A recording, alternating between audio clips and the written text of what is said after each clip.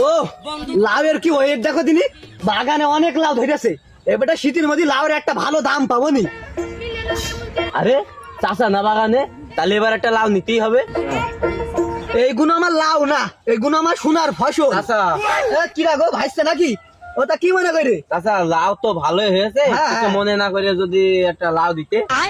এই তো তোমাকে জন্য কিছু করার জন্য যে দেখেছো বাগানে 2-3টে লাউ ধরতি আর অমনি সাথে চলে এসো।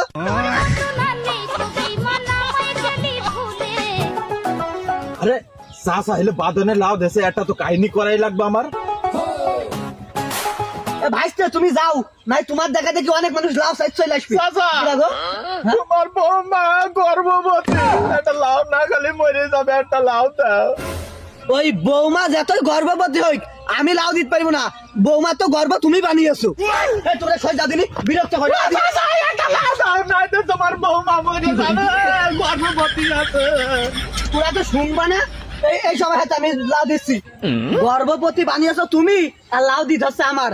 এই তো বাগানে সবথেকে বড় লাউ, এইটাই বিটার বোধ দিবা, রেন্দে ভালো করে খাবা। আচ্ছা চাচা।